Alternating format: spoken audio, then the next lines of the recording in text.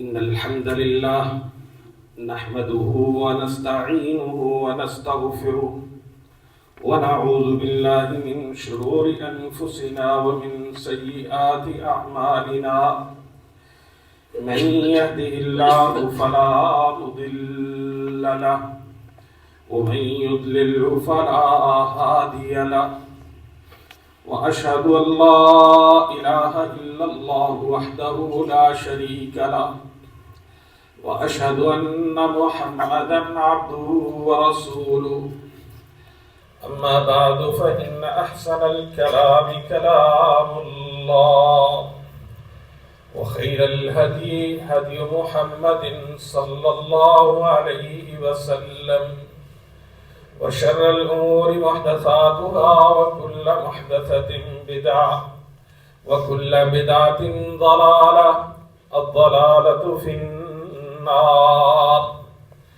من يطع الله ورسوله فقد رشد واهتدى ومن يعص الله ورسوله فقد ضل وغوى اللهم صل على محمد وعلى آل محمد كما صليت على إبراهيم وعلى آل إبراهيم إنك حميد مجيد اللهم بارك على محمد وعلى آل محمد كما باركت على إبراهيم وعلى آل إبراهيم إنك حميد مجيد رب اشرح لي صدري ويسر لي أمري واحلل عقدة من لساني يفقهوا قولي رب أدخلني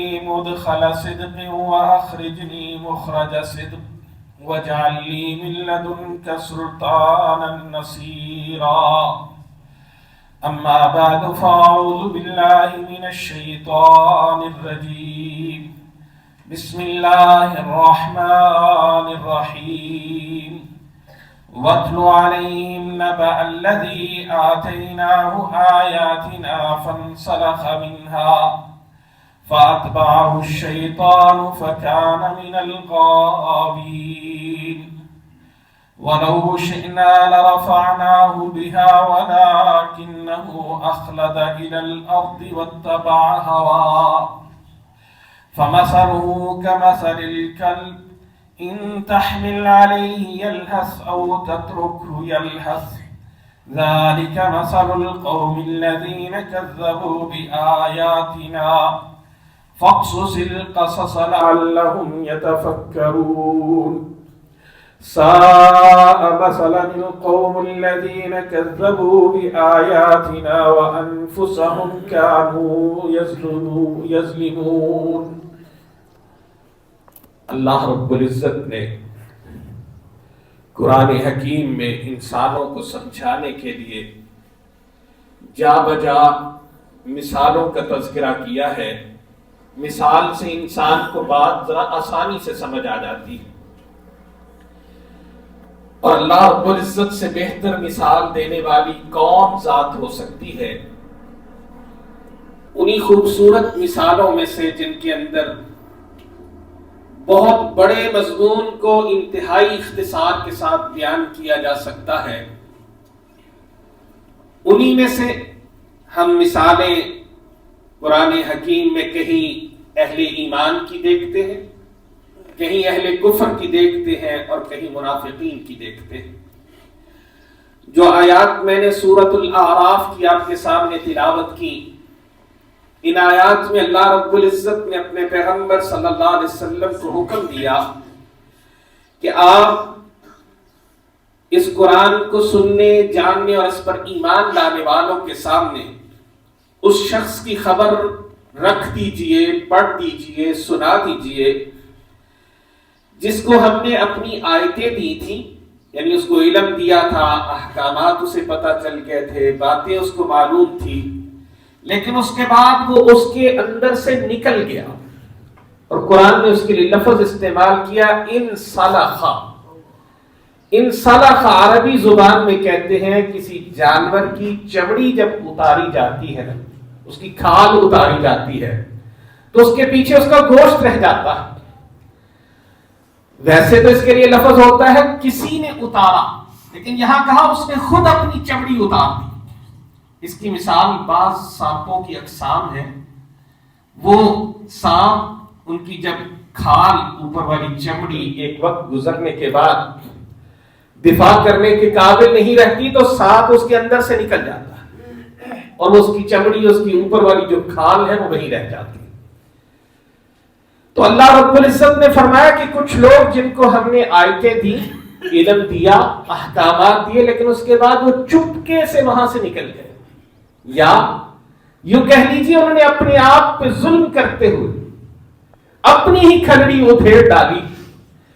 اور پھر کیا ہوا؟ فَأَتْبَعَهُ الشَّيْطَانُ، جو ہی ان کی وہ جو پروٹیکشن، دفاع کرنے والی، انہیں بچانے والی جلد ان کے اوپر تھی، وہ ہٹی تو شیطان نے ان پر حملہ کر دیا. فَكَانَ مِنَ الْغَاوِينَ، نتیجہ یہ نکلا کہ وہ گمراہوں میں سے ہو گیا.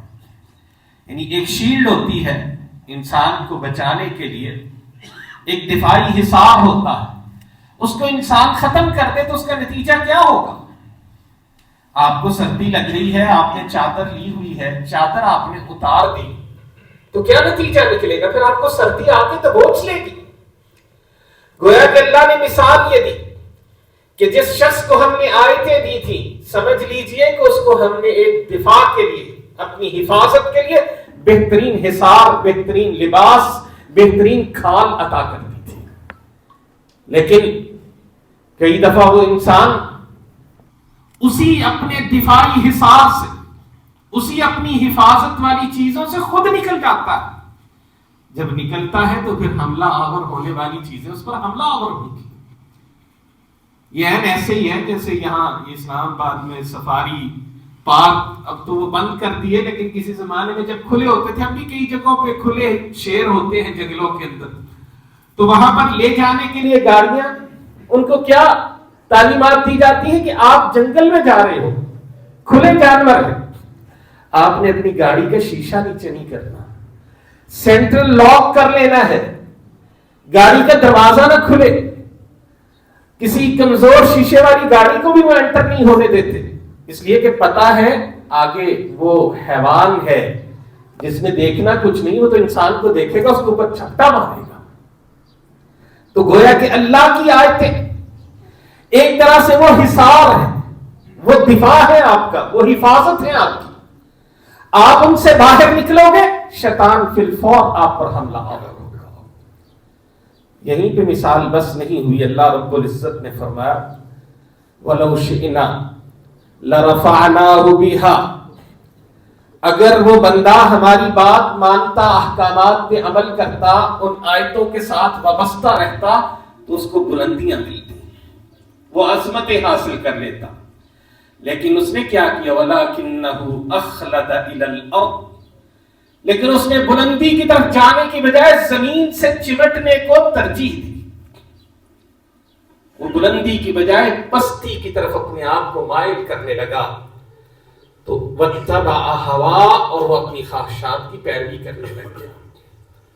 یعنی خواہشات کی جب پیروی اس نے کی تو بلندی کی بجائے پستی کی طرف گر گیا. اب ذرا پچھلی بات کو ساتھ جوڑ کر ملا کر سمجھیے. آیتوں پہ عمل کرتا، بلندیوں پہ چلا جاتا، آیتوں پہ عمل کرتا، شیطان کے حملے سے بچ جاتا، آیتوں کے ساتھ وابستہ رہتا، اللہ رب العزت اس کی حفاظت فرماتے. لیکن اس نے ان آیتوں پر عمل نہ کیا، ان کو اپنی حفاظت کے طور پہ استعمال نہ کیا، جو سیکھا، جو جانا، اس پر عمل نہ کیا، بلکہ خواہشات کی پیروی کرنے لگا.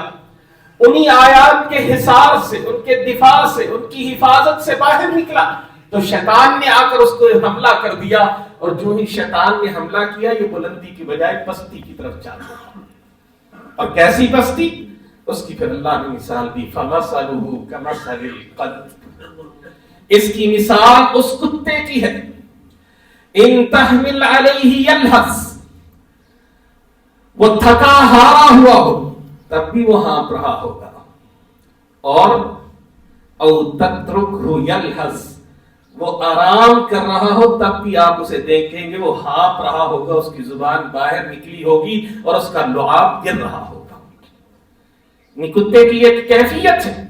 اللہ رب العزت نے اس مخلوق کو جو تخلیق عطا کی، سائنٹسٹ، بایولوجسٹ، وہ آج اس کی جب گہرائی کو پہنچ کر حقیقت جانتے ہیں تو پتا چلتا ہے کہ بنیادی طور پر ان کو آکسیجن کی کمی ہوتی ہے۔ دوسرا، وہ مادے جو انسانی وجود میں ہے، جو ہماری گرمی کو مینٹین کرتے ہیں، جسم کے ٹمپریچر کو ہلکا رکھنے کے لیے غدود اللہ نے پیدا کیے ہیں، ان کی کمی ہے اس کتے کی تخلیق کے اندر۔ اس کے نتیجے میں وہ پھر ہانپتا ہے، زبان باہر نکالتا ہے اور اپنے وجود کے ٹمپریچر کو مینٹین کرنے کے لیے، برقرار رکھنے کے لیے اس کو آکسیجن زیادہ سے زیادہ لینا پڑتی ہے۔ کیونکہ ہمارا پھیپھڑا ہماری ضرورت کے مطابق ہمیں وہ مہیا کرتا ہے، لیکن اگر کسی کو ذرا سا مسئلہ ہو جائے تو آپ اس کی کیفیت دیکھ لیں کیا بن جاتی ہے۔ تو اب مثال کو ملا کے پڑھیے۔ ہم نے ایک شخص کو آیتیں دی، وہ اس میں سے ویسے نکلا جیسے ایک جانور کی چمڑی اتار دی جاتی ہے، اس کا وجود ننگا ہو جاتا ہے، بیماریوں سے نہیں بچا سکتا۔ اسی طرح یہ اپنے آپ کو خطروں کے سامنے پیش کرتا ہے۔ شیطان بھی اس پہ حملہ کرتا ہے، اس کی خواہشات بھی اس پر حملہ کرتی ہیں۔ بلندیوں پہ جانے کی بجائے پستیوں کا سفر شروع ہو جاتا ہے، اور اس کی مثال اس کتے کی سی ہوتی ہے۔ آپ اس کو بھگائیں تب بھی وہ ہانپ رہا ہے، آپ اس کو بٹھا دیں وہ تب بھی ہانپ رہا ہے، وہ تھکا ہوا ہو تب بھی ہانپ رہا ہے، وہ سستا رہا ہو وہ تب بھی ہانپ رہا ہے، وہ سو رہا ہو تب بھی اس کی یہی کیفیت۔ یعنی گویا کہ انسان کی وہ آکسیجن جو ایمانیات کی آکسیجن ہے، وہ آیات میں ہے، احکامات میں ہے، دلائل میں ہے، اللہ رب العزت کی طرف سے ملنے والی تعلیمات میں۔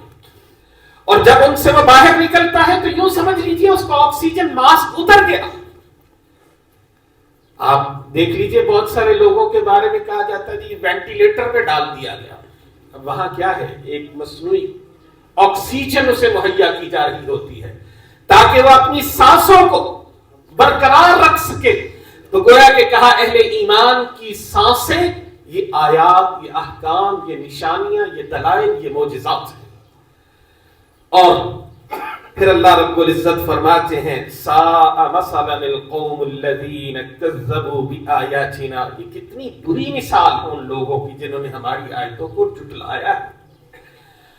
اور پھر اللہ رب العزت سے پہلے فرماتے ہیں فقصص القصص، اے نبی ان کے سامنے یہ سارے قصے بیان کر دیجیے، یہ کھول کر چیزیں بیان کر دیجیے۔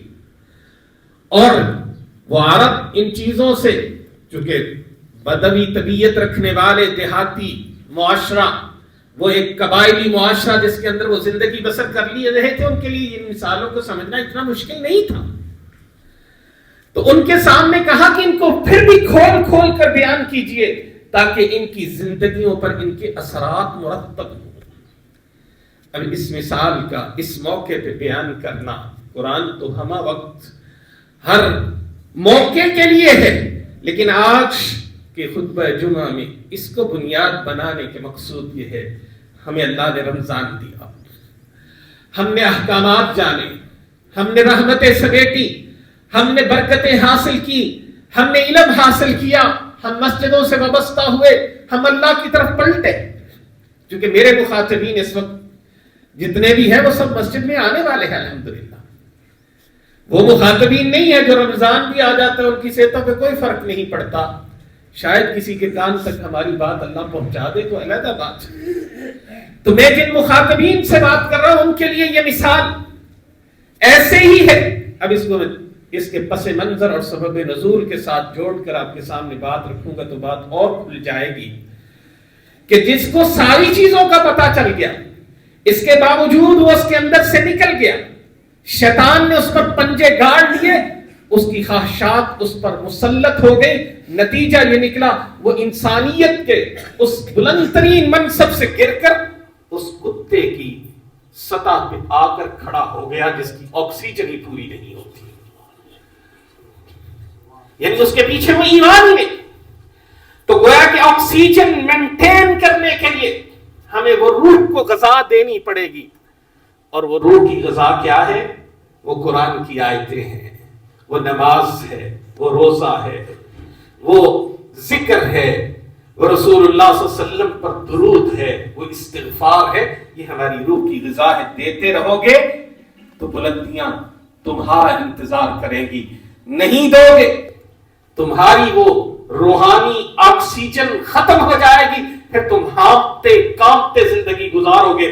جیسے اللہ رب العزت نے ارشاد فرمایا ومن اعرض عن ذکری فإن له معیشۃ ضنکا ونحشره یوم القیامۃ اعمی. جس نے ہماری آیتوں سے منہ موڑا ہم اس کی زندگی کو تنگ کر کے رکھ دیں گے.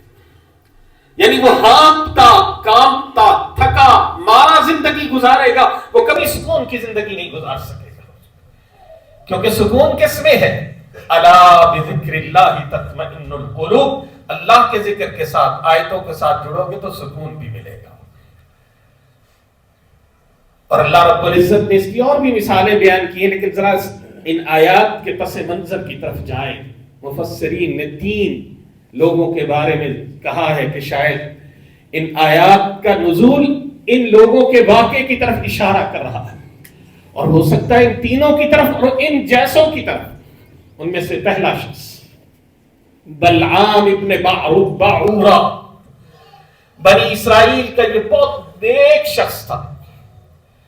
مفسرین نے لکھا ہے اسے اسم اعظم بھی آتا تھا، مستجاب الدعوات تھا، جو دعا کرتا تھا قبول ہو جاتی تھی. حضرت موسیٰ علیہ السلام جب کنعان کی طرف بڑھے، اس کی قوم نے کہا کہ یہ ہماری بستی پہ بھی قابض ہو جائیں گے، تم کسی نہ کسی طرح جا کر موسیٰ علیہ السلام اور ان کی قوم کے خلاف بد دعا کرو. اس نے پہلے تو ٹالنے کی بہت کوشش کی، پھر وہ نکلا. عالم تھا، بہت ساری چیزیں جانتا تھا، لیکن جب قوم نے مجبور کیا تیار نہ ہوا. پھر قوم نے حربہ استعمال کیا، لالچ، مال کا، عورتوں کی ہوس کا. وہ دے کر بالآخر وہ تیار ہوا، اپنی سواری پہ سوار ہو کر اس پہاڑی پہ چڑھنے کے لیے نکلا، جہاں سے کھڑا ہو کر موسیٰ علیہ السلام کے لشکر کو دیکھ کر بد دعا کرنے کے لیے وہ نکلا تھا. اب وہ ہاتھ اٹھاتا ہے، دعا کرتا ہے، آگے نبی ہے، کہہ بھی رہا ہے قوم سے مجھ سے نہ کرواؤ. جانتے پوچھتے پھر بھی وہ اب دعائیں کرتا ہے. تو بعض مفسرین نے تو چونکہ اسرائیلی روایات ہیں، ان کی تصدیق یا تکذیب ممکن ہے. اگر قرآن کی کوئی دلیل ہو تو چونکہ دلیلیں ہمیں اس کی تائید کرتی ہیں کہ ایسا ہو سکتا ہے. وہ دعائیں ان کے خلاف کر رہا تھا، لیکن وہ دعائیں اس کی اپنی قوم کے خلاف جا رہی تھی اور موسیٰ علیہ السلام کے حق میں ہو رہی تھی. بالآخر اس کی زبان باہر نکلی اور وہی کیفیت پیدا ہوئی جو ابھی ہم نے کتے کے بارے میں بیان کی، کہ وہ بھاگے تب بھی، وہ بیٹھے تب بھی، وہ تھکا ہو تب بھی، وہ کسی خوف کا شکار ہو تب بھی، وہ امن میں ہو تب بھی، ہر وقت وہ ہانپتا رہتا ہے اور اس کی زبان باہر لٹکتی رہتی ہے. اب جب اس کی یہ کیفیت پیدا ہوئی تو اس نے قوم سے کہا اب ان آیات کو ذرا ملا کر پڑھتے جائیے. ہم نے اس کو آیتیں دی، وہ ان آیتوں سے نکل گیا. شیطان نے اس پر پنجے گاڑ لیے، پھر وہ بلندی کے بجائے پستی کی طرف جا گیا. نتیجہ یہ ہوا اس کی خواہشات بھی اس پر مسلط ہو گئی اور اس کی مثال اس کتے کی ہو گئی جو بھاگے تب بھی ہانپے، جو بیٹھے تب بھی ہانپے، جو مشکل میں ہو تب بھی اس کی کیفیت یہی، آسانی میں ہو تب بھی اس کی کیفیت یہی. تو اس نے پھر اگلی چال بتائی، کیونکہ جب پھر انسان گراوٹ کی طرف جاتا ہے تو پھر وہ چالیں بڑی غلط چلتا ہے. اس نے قوم اپنی سے کہا جیسے مجھے بہکایا تھا، اب کسی طرح موسیٰ علیہ السلام کے قریب کے لوگوں میں سے کسی انسان کو بہکا لو، اس سے زنا کروا لو، یہ لشکر خود بخود مصیبتوں کا شکار ہو جائے گا. پھر اس نے عورتوں کا وہ ہتھیار استعمال کیا جو آج مسلمانوں کا دشمن، چاہے یہودی ہو، چاہے یہ ہمارا ہمسایہ ہندوستان ہو، ادھر کی انڈسٹری ہو یا ادھر کی ہو، وہ فحاشی کے ذریعے، عورت کے ذریعے مسلمانوں کے ایمان کو یوں نکالتی. تو یہ اسی بلعام ابن باعورہ کا دیا ہوا نسخہ جسے آج وہ استعمال کر رہے ہیں. اس نے کہا اسلحہ دے کے اپنی عورتوں کو بنا سنوار کے ان کے خیموں میں بھیجو اور عورتوں کو کہو کہ جو بھی ان کے ساتھ جو کرنا چاہے یہ منع نہ کرے. بالآخر ایک ان میں سے اس آزمائش میں مبتلا ہو گیا اور اس کے نتیجے میں اس قوم پر اللہ کی طرف سے طاعون کی بیماری مسلط کر دی گئی. وہ تو بعد میں جب پتا چلا اور اس کو پھر سزا دی گئی تو اس کے نتیجے میں اللہ رب العزت نے اس آزمائش سے ان کو نکالا. اب اس واقعے کے تناظر میں بھی اگر ہم اپنا جائزہ لیں, ہمیں معلوم ہے کہ نماز فرض ہے, ہم جان چکے کہ قرآن میں برکت ہے, ہمیں معلوم ہے کہ حق کا راستہ کیا ہے, اس کے باوجود اگر ہم نکل جائیں, شیطان کو موقع دے دیں, خواہش نفس کے پیچھے چلنے لگ جائیں تو ہماری کیفیت بھی وہی ہو جائے گی. دوسرا سبب نزول بیان کرتے ہوئے, اس کا پس منظر بیان کرتے ہوئے مفسرین نے ذکر کیا ہے امیہ بن ابی سلط کا. طائف کا یہ شخص, شاعر کا بیٹا شاعر, بنو ثقیف سے تعلق رکھنے والا, اپنے وقت کا بہترین انسان تصور کیا جانے والا, حتیٰ کہ اس کی شاعری کے اندر خدا کا ذکر, فرشتوں کا ذکر, کتابوں کا ذکر, انبیاء کا ذکر, خیر کا ذکر ملتا ہے. اور وہ بت پرستوں کے مقابلے میں توحید پرستوں کے ساتھ کھڑا ہوتا تھا. یعنی اس کے پاس آیات آ گئی, علم تھا, سب کچھ اسے ملا, لیکن اس نے بھی کیا کیا, جاننے کے باوجود ایک تما پیدا ہوئی, چونکہ وہ اپنے سے پہلے جتنی کتابوں والے تھے یہود و نصارہ, ان کے سے علم حاصل کرتا تھا, کافی نالج تھا اس کے پاس, جانتا تھا کہ آخری نبی آنے والے, انتظار میں تھا, اور کہیں اس کے اندر یہ بھی خواہش پیدا ہو رہی تھی کہ اگر وہ نبی نہ آیا تو میں ہی شاید نبی بن جاؤں. یعنی اس قدر وہ اپنے آپ کو نیکی کے لبادے میں ڈھانپ چکا تھا.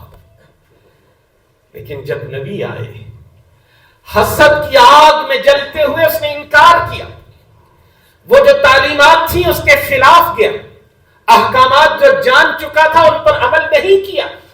نتیجہ کیا ہوا, اس پر شیطان بھی مسلط ہوا, خواہش نفس کا بھی اس پر حملہ ہوا. نتیجہ یہ ہوا کہ وہ بدترین انسانوں میں آج بھی تاریخ میں تصور کیا جاتا ہے کہ اتنا نالج رکھنے والا انسان, جس کے بارے میں سبھی کہہ رہے تھے کہ یہ اپنے علم کی بنیاد پہ آنے والے نبی کا سب سے پہلا ماننے والا ہوگا. لیکن وہ کیا کرتا ہے, بدر کے دن جب وہ مکہ کے سورما مرے جاتے ہیں اور ان کو قتل کر کے ذلت کے ساتھ کلیب بدر میں پھینکا جاتا ہے, تو یہ ان کے مرثیے گاہا ہوتا ہے. یعنی پھر جب گراتے ہیں اللہ تعالیٰ کسی کو تو اس سطح تک گر جاتا ہے. تیسرا, مفسرین نے اس کے سبب نزول میں جس شخص کا ذکر کیا ہے اس کا نام ہے ابو عامر الراہب. اوس قبیلہ, مدینہ میں دو بڑے عربوں کے قبیلے تھے, اوس اور خزرج. اوس قبیلے کا یہ بڑا سردار مانا جاتا تھا. بظاہر یہ بھی رسول اللہ صلی اللہ علیہ وسلم کے آنے سے پہلے اپنی قوم میں بہت معزز, معتبر اور محترم سمجھا جاتا تھا. لیکن جو ہی رسول اللہ صلی اللہ علیہ وسلم تشریف لائے, آنے کے بعد اس نے رسول اللہ صلی اللہ علیہ وسلم سے بات بھی کی, لیکن حسد کی آگ, اپنے آپ کو بڑا, آیات کو ماننے کی بجائے, سرنڈر کرنے کی بجائے, روحانی آکسیجن حاصل کرنے کی بجائے اس نے بغاوت کا راستہ اختیار کیا اور مکہ والوں کے ساتھ ساز باز کرنا شروع کر دی. رسول اللہ صلی اللہ علیہ وسلم قباء میں مسجد بناتے ہیں. قرآن میں آپ نے سنا ہوگا سورہ توبہ کے اندر مسجد زرار کا یہ منافقین کی جماعت کو اکٹھا کر کے مسجد زرار کی بنیادیں رکھتا ہے. یعنی جہاں سے مسلمانوں کے خلاف سازشیں کی جانی تھی, اور اپنے آپ کو یہ کہتا کہ میں تو بڑا نیک ہوں, اور کہتا میں دین حنیف پہ ہوں, میں راہب ہوں, میرے پاس پچھلی کتابوں کا علم ہے. رسول اللہ صلی اللہ علیہ وسلم نے اسے سمجھایا, صحابہ نے اسے سمجھایا, لیکن منافقت کی آخری حدوں کو چھو چکا تھا. یہاں تک کہ وہ یہاں سے منتقل ہو کے مکہ میں چلا گیا، اور مکہ والوں کو احد کے لیے برگلا کے لانے والا بھی یہ تھا، اور کہہ رہا تھا میں جاؤں گا، میں اوس کے سامنے اپنا تعارف کرواؤں گا، اوس قبیلے کو میں کہوں گا میں تمہارا سردار ابو عامر ہوں، تم محمد کے ساتھ چھوڑ کے میرے ساتھ آ جو صلی اللہ علیہ وسلم۔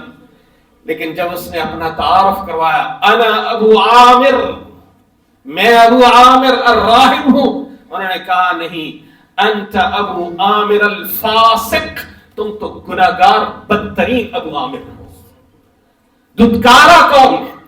پھر رسول اللہ صلی اللہ علیہ وسلم نے فرمایا کہ تم اس حال میں مارے جاؤ گے کہ تمہارا پرسان حال نہیں ہوگا، تمہارے پاس کوئی جگہ نہیں ہوگی، تم بھٹکتے پھرو گے۔ اور ایسا ہی ہوا، مکہ فتح ہوا، بھاگا طائف میں آیا، طائف فتح ہوا، بنو ثقیف، وہاں سے بھاگا شام میں پہنچا، شام میں اس کی حقیقت کھلی، انہوں نے بھی پھینک دیا، حتیٰ کہ رسول اللہ صلی اللہ علیہ وسلم کی زندگی میں یہ بڑی ہی بری موت مرتا ہے۔ اب ان تینوں واقعات کے تناظر میں ان آیات کے مفہوم پہ ایک دفعہ پھر غور کیجیے۔ اے نبی، ان کو خبر دے دیجئے اس شخص کے بارے میں جسے ہم نے اپنی آیتیں دی تھی، لیکن وہ ان آیتوں سے نکل گیا تھا، شیطان نے پھر اس پر حملہ کیا، شیطان نے اس کی پیروی کی، شیطان نے اسے اپنا بنا لیا، وہ گمراہوں میں سے ہو گیا، نتیجتاً اس کی خواہشات اس کے اوپر غالب آ گئی، اور اس کی مثال اس کتے کی ہے، چاہے اس کو بھگاؤ چاہے نہ بھگاؤ، چاہے تھکا ہو چاہے آرام میں ہو، ہر حال میں وہ ہانپتا کانپتا آپ کو دکھائی دے گا۔ اسی لیے اس موقع پہ سورۃ النحل کی اس آیت کو بھی ہمیں یاد رکھنا چاہیے، کہیں ایسا نہ ہو ہماری کیفیت بھی یہ ہو، رمضان گزرا، بڑے اچھے مسلمان تھے، رمضان کے بعد پھر ہم نکل جائیں اور اپنی کیفیت وہی کریں۔ اپنی آکسیجن برقرار رکھیے، نماز کی پابندی، قرآن سے وابستگی، دین سے وابستگی برقرار رکھیں گے تو ہانپنا کانپنا نہیں پڑے گا، اطمینان کی زندگی اللہ نصیب فرمائے۔ اور قرآن کی اس آیت کو بھی سامنے رکھے کہ جو اللہ رب العزت نے فرمایا اس عورت کی طرح نہ ہو جاؤ جو سارا دن سود کاٹتی تھی، شام کو اسی کاتے ہوئے سود کے ان دھاگوں کو توڑ دیا کرتی تھی، یعنی اس سے زیادہ بے وقوف کوئی نہیں تھا۔ کہیں ایسا نہ ہو ہم کی ہوئی رمضان کی ساری کمائی شوال میں، ذی القعدہ میں، ذی الحجہ میں ضائع کر بیٹھے۔ اللہ سے دعا ہے اللہ رب العزت ہمیں استقامت نصیب فرمائے، جو نیکیاں کر رہے ہیں ان میں دوام نصیب فرمائے۔ اقول قولی ھذا واستغفر اللہ لی ولکم ولسائر المسلمین۔